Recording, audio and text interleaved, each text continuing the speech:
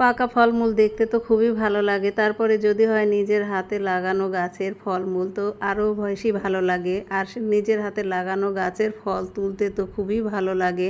তারপরেও যদি পেকে থাকে গাছে বা ধরে থাকে দেখতে তো আরও বেশি ভালো লাগে, আমার তো খুবই ভালো লাগে। তো যাই হোক, আমি সবগুলোকে রেডি করে রেখেছি, দেখালাম। তো কার জন্য রেডি করে রেখেছি সবগুলোই আপনাদের সাথে শেয়ার করব। আসসালামু আলাইকুম, সবাই কেমন আছেন? আলহামদুলিল্লাহ আমি ভালো আছি।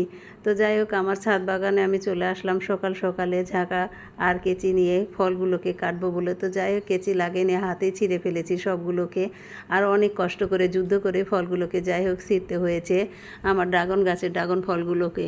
তো সকাল সকালে ড্রাগন ফল তুলতে চলে আসলাম। মেয়ের কাছে ফল পাঠাবো, আমার গাছের কলাগুলো পেকে গেছে, আম পেকে গেছে, তো মেয়ের কাছে পাঠাবো। তো এইদিকে ভাবলাম যে ড্রাগন ফলও তো পেকে গেছে, সেগুলোও তুলে নিই, সেগুলোও পাঠিয়ে দিই।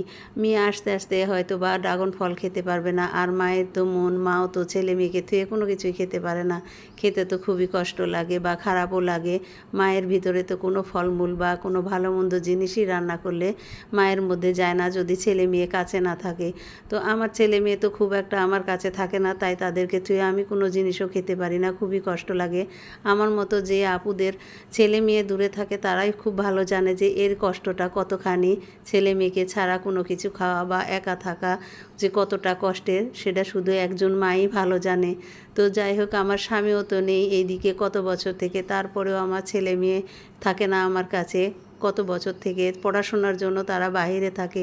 তো মেয়ের পড়াশোনার পাশাপাশি সে জব করে, আবার ছেলেটাও পড়াশোনা করে, তারা সব সময় দূরে থাকে। আর তাদের থুয়ে আমি কোনো কিছুই খেতে পারি না।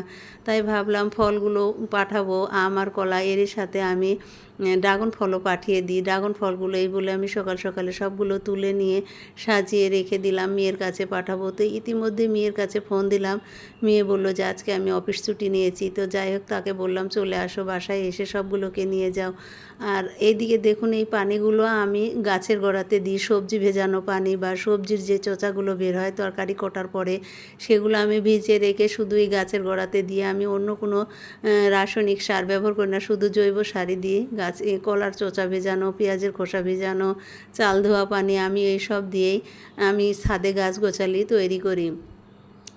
তো এইগুলো আমি এখন গাছে দিয়ে দিব। সবগুলো ড্রাগন আমার তোলা হয়ে গেছে, এখন আমি গাছের গোড়াতেও পানি দিয়ে দিব।